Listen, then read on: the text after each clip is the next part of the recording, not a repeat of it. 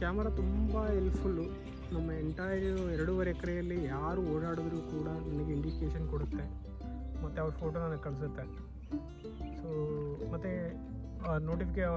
Notification ಕೂಡ ಬರುತ್ತೆ ಯಾರಾದರೂ ಓಡಾಡಿದ್ರೆ. ನಾನು ಇಲ್ಲಿ ರೋಡ್ ಇರೋದ್ರಿಂದ ತುಂಬ ಸಾರಿ ರೋಡಲ್ಲಿ ಹೋದರೂ ಕೂಡ ನೋಟಿಫಿಕೇಷನ್ ಕೊಡುತ್ತೆ. ಬಟ್ ನಾನು ಬೌಂಡ್ರಿ ಸೆಟ್ ಮಾಡಿದ್ದೀನಿ.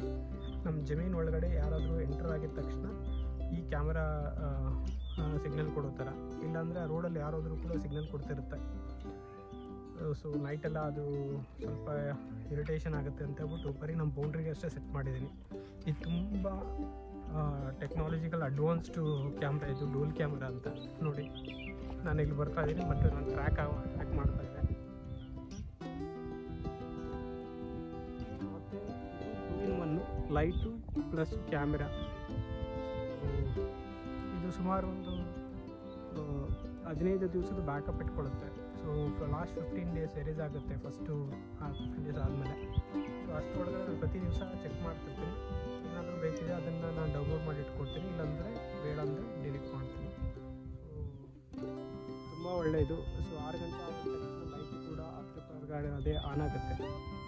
ತುಂಬ ಹೆಲ್ಪ್ಫುಲ್ಲು. ಸೊ ಯಾರು ಬಂದರೂ ಕೂಡ ನನಗೆ ಗೊತ್ತಾಗುತ್ತೆ ಅಂತ. ಎದುರು ಬೆಲೆ 19,000 ರೂಪಾಯಿ.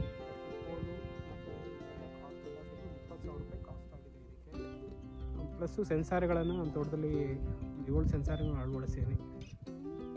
ಈ ವಿಡಿಯೋ ನಿಮ್ಗೆ ಇಷ್ಟ ಆಗಿದ್ದರೆ ಲೈಕ್ ಮಾಡಿ, ಕಮೆಂಟ್ ಮಾಡಿ, ಶೇರ್ ಮಾಡಿ. Thank you.